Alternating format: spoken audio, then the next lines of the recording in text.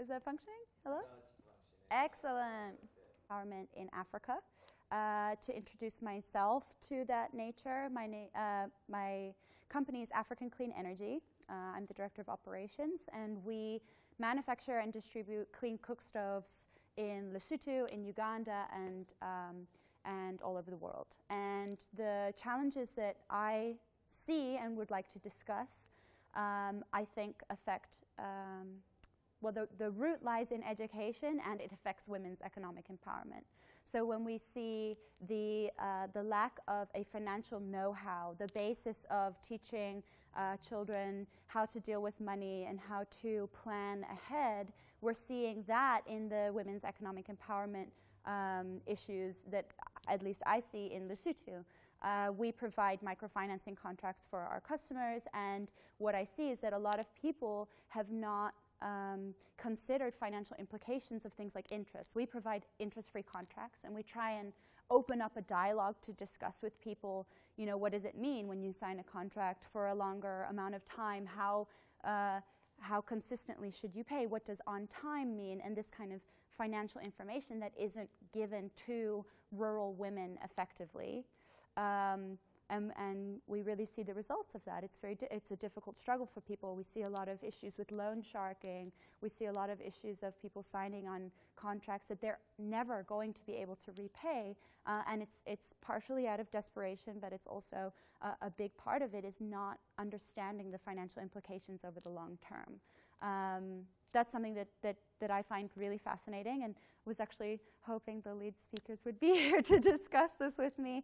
But I think perhaps we can discuss it amongst ourselves, and if anybody, I mean, I'd love to hear each of us. Yes. Let's start with that. Please introduce yourself. 1 second, please. But otherwise, I can't hear you. So you have to switch the mic. Okay. I'll just hear how we. I can hold it for you. Is that? Switch the mic. Clip it. There we go. Yes. Hi, I'm Neera Sadhguru. I'm an educator. When I say an educator, I started my education career in England, and then I moved to the Netherlands. I was born in Sri Lanka. I'm still an educator, teaching high school kids IB diploma, and I'm very interested also in Africa.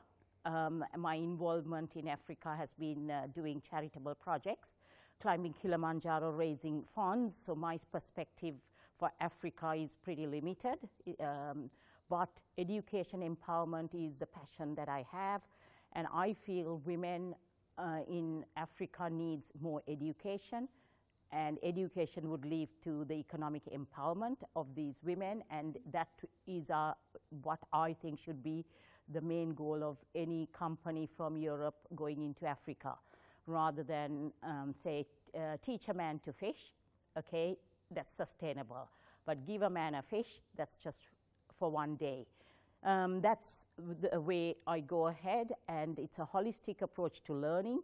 So wellness, health, leading to the education would lead to, I would say, economic empowerment of women, because women are at the forefront of their families and the children they raise. They can then educate. If women are not educated, then it's a vicious cycle. That's the research and findings that I have seen. So my background, also to tell it in context, I'm a physicist, mathematician who did head of physics job in UK state secondary schools to come into the IB, and then I've done entrepreneurial projects and also done an MBA because I was interested in entrepreneurial educational projects. I have a website that is free resources. That's my aim, to help anybody in the world to empower educators, students, and parents. Currently, it's at the initial stages, so they can look, oh, I'm stuck in whatever, in mathematics or in English, or personal development, and then they can find the resources.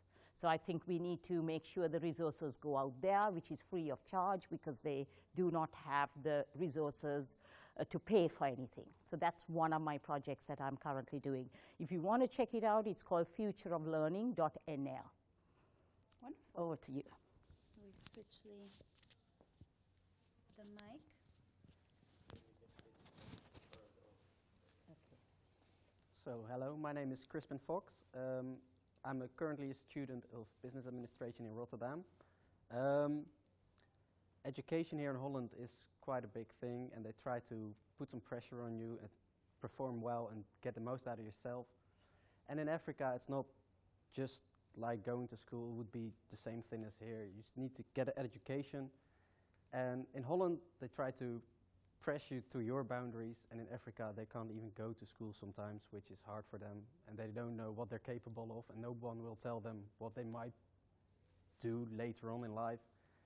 And I feel special to be in the position that you can make your future and get to know people with different views and create yourself, which you don't know you were.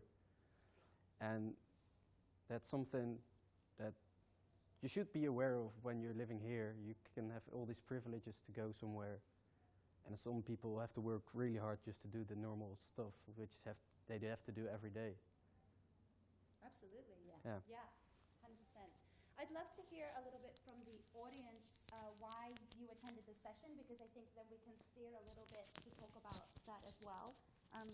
Seeing as you were first.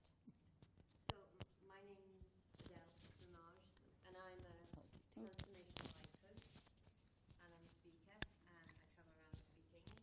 And I'm here because I'm really passionate about helping people, not just with the skills that I've got, but with the money that I make from the skills that I've got. So about 12 months ago, I became aware of a project in Africa and started to help support children there. I was absolutely horrified to hear how many children can't go to school because they can't afford it, because they can't afford a school uniform, and the school uniforms cost 50 pence. Absolutely. So the villages that I support, there's about 10 of them, are in Malawi. That's what I was about to ask. Yeah. Because I feel we should really not talk of Africa, because each of the countries in Africa is an individual country, diverse. So we are then grouping. We have a tendency in the West to group Africa, and it's accepted. A flight I was in recently said we are raising money for a charity in India, charity in another country, and Africa.